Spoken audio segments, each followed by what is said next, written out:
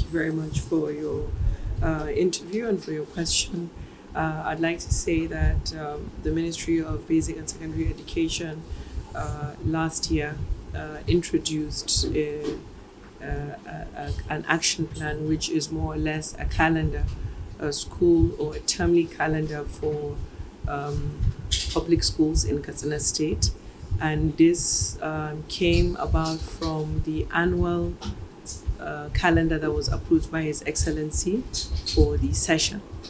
The Ministry of Basic and Secondary Education decided to launch what we call the action plan so that there will be a guide. We saw that there was no uniformity in implementation of weekly activities in public and primary schools, and it is as a result of this that we launched what we call the action plan. That's a very good question. I think in 2022, Katsina State government passed a law of not conducting school during the Ramadan period, and this administration came and met this existing law. So when the school session started for the second term after the December holiday, we had no option but to cut the second term at 8 weeks. And the national standard for term standard is 12 weeks. A school has to run for up to 12 weeks before exams are conducted. And when we did the calculation, we saw that from January till the beginning of Ramadan, it was only 8 weeks. So we had to abide by the state law, and then we had to abide by the national law. So we had to cut out the term in the 8th week so that we can break out for the session and follow the state law and allow the students to go for a break for Ramadan. And we decided to continue the second term after Ramadan. So on the 7th of April, as a resumption date, which was yesterday, is a continuation of the second term, which is the preceding term of the 9th, 10th, and 11th week. So this is the reason why we are extending the exams into the third term. And if you will notice, the third term consists of 15 weeks. So we had to add the difference from the second term and bring it into the second term so that we can complete the second term, conduct the exams, and then start the syllabus and curriculum for the third term annual session. Well, the rationale is to have a management information system where we automate the monitoring system. At the ministry level, we have some tablets which was provided to the state government, about 300 tablets that we're using, which has an application of questions and answers we usually write on paper, come back to the office and convert it. So an application was created and it was imputed into those tablets. So the monitoring officers usually go to the schools with them. Once they upload it, we have it back on our back end of our management information system. That is one. Secondly, every term there is series of monitoring. There's series first week monitoring, second week, mid-term, and then towards the end of the term. Now we have involved more value chain of the educational ecosystem. We're trying to bring in the SBMCs to monitor. We are trying to also restructure the zonal quality assurance offices so that they can enhance their monitoring mechanism. And then at the state level, myself, Office of the Commissioner, Permanent Secretary, Directors of the Ministry are also involved in the new system of monitoring. So we have different levels and chains of monitoring mechanisms, but we introduced a software, an application, so that we can have an automated monitoring mechanism that can be uploaded instead of waiting and writing reports. That slows down the system. At the same time, the zonal offices are doing a different type of monitoring, while at the State Ministry of Education, we are doing a no bound monitoring system where at any point in time, any leader or director or head of agency can access a school and can monitor and check the number of students in classes, number of pupils, curriculum implementation, and also discipline of both teachers and students at any point in time. If this is an interesting aspect of, the Malam Dikko Umar Radda administration is all about educational reforms, and part of the educational reforms that we're doing and supporting this administration is to ensure that we enhance everything that has been done prior to now. Annually, we know that there is what we call the annual school census, where data of schools, data of children, pupils, and teachers is taken. Now, this year, in the year of 2025, Alhamdulillah, I would like to say that the ministry has upgraded the standard of census. What we're trying to do is we are trying to take manual raw data using a booklet system. Secondly, we are going to enumerate pupils onto the State Ministry Management Information System, which is called the SEMIS. On this system, we're going to have every child and every pupil being uploaded into this management information system.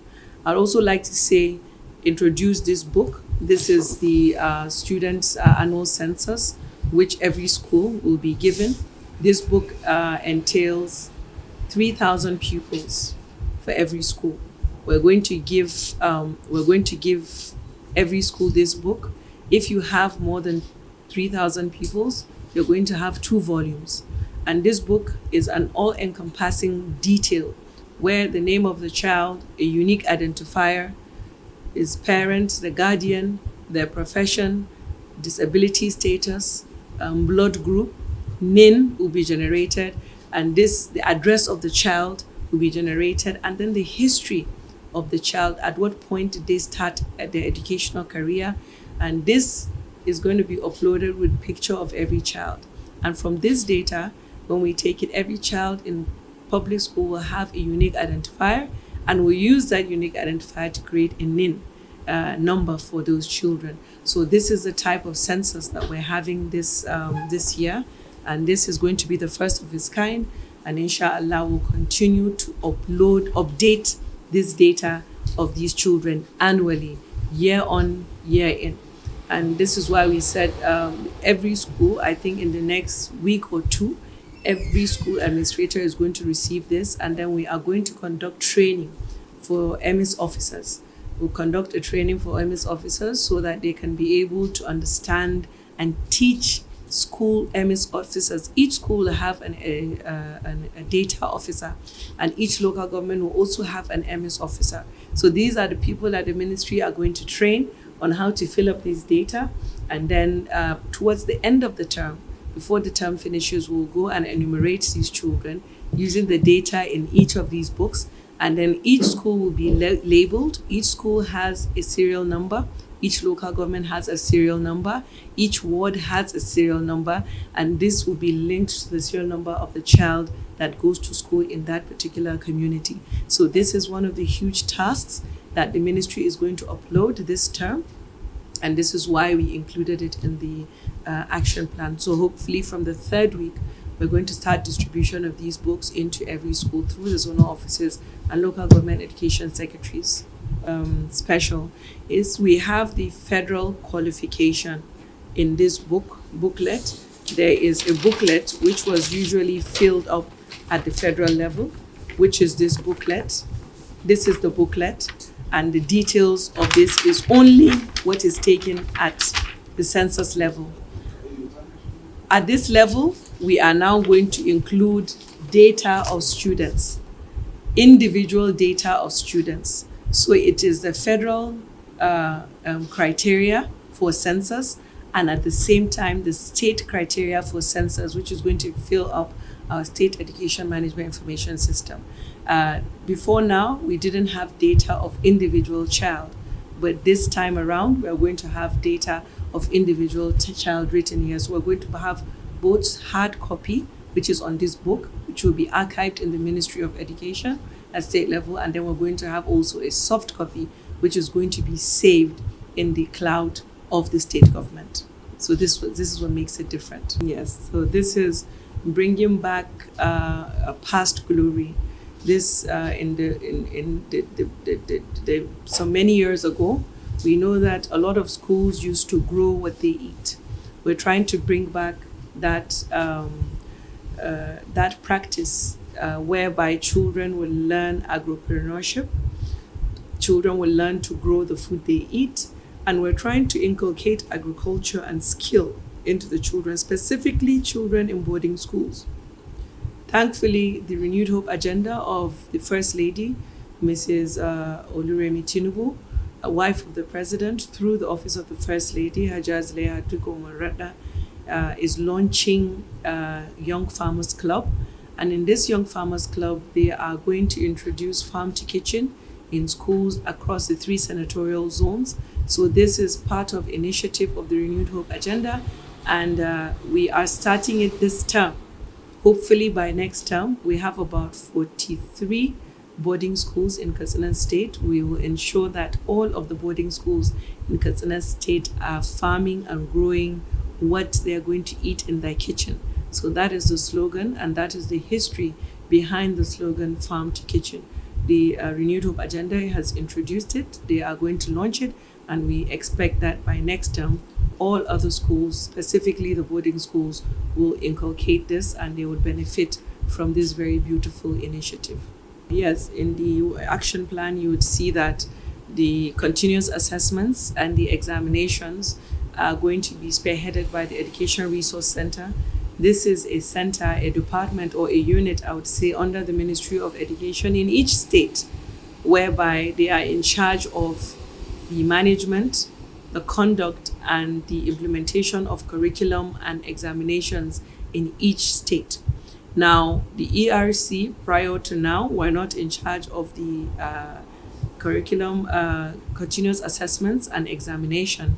But now the ministry has mandated the Education Resource Center to set questions for continuous assessments, for the 2 continuous assessments per term, and also to set examination questions using the curriculum that is being implemented. So they are supposed to monitor the implementation of curriculum, and they're supposed to come out with standard questions that these schools will use and students will be asked. So the channel of setting up these questions is they will set, if you check the action plan, you see that they will set these questions and they will email it to the principals, and then the principals will now print it and share it to the form masters on examination day. So we're trying to actually streamline the channel of continuous assessment and examination per term and in each school at the state level. I can explain. So in the last session, I noticed that there was no midterm breaks. There was no conduct of midterm breaks at the school levels, and visiting days were not uniform at the state level. And also sanitation.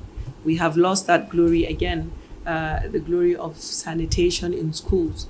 We decided to also introduce annual competitions, annual vocational competition, innovation. We have a lot of children that have created some innovative scientific and skill innovation at the state level, which are yet untapped.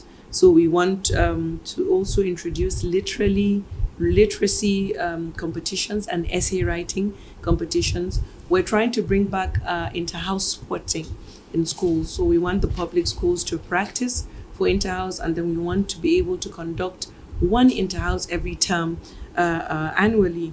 We also intend to do practicals, cooking practicals, which emanates from the home economics subjects. We want students to be able, we want to see boys doing competition, not just girls. We want them to see, for schools to come together and do some competition. So this term, because it's a very long term, we want towards the middle of the term, we want to have some annual quiz competitions. We want to bring back activities like spelling bee.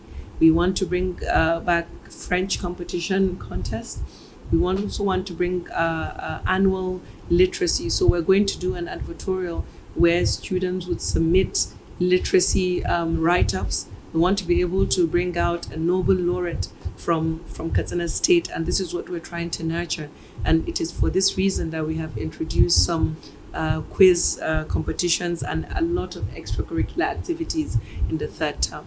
I think the motive is for uniformity, is for us to have an actionable plan where we ensure that every child benefits in public schools. Prior to this action plan, you will see some schools having competitions, sports activities, but there was no uniformity. We want in every local government, we want in every electoral ward, we want schools at the same time to be having visiting days. We want schools to be doing sanitations. We're trying to bring back sanitation inspection. The state government is going to go around to inspect monthly sanitations. We have sanitation at last Saturday of every month. We have visiting day last Sunday of every month. We have sanitation for day schools last Thursdays of every month. So if you can see the sequence of the action plan, we have introduced uniformity. If you can also see, prior to now, last third term, if you can remember, there was no Beche and there was no qualifying exams. The schools closed and Beche and qualifying exams were not conducted. So at the beginning of the new school term, there was no SS1 and there was no JS1, just because the students, it was not aligned in the school calendar. And this is why we decided to come out with this and gave directives for every public school to abide by. So now the children that are going to write qualifying exams know that they are going to write qualifying exams on a particular day in June. It is now left for the ministry to start preparing, for the state government to also prepare, print those questions and ensure that there is a standard conduct of qualifying exams. And we also ensure that our students are well prepared and they are not doing it the way it was done before, because a lot of students don't come to school until they are about to write qualifying. So we're trying to change the narrative and introduce uniformity in the implementation of curriculum also, and also monitoring. We want to be able to monitor and ensure that these curriculums are implemented according to standards.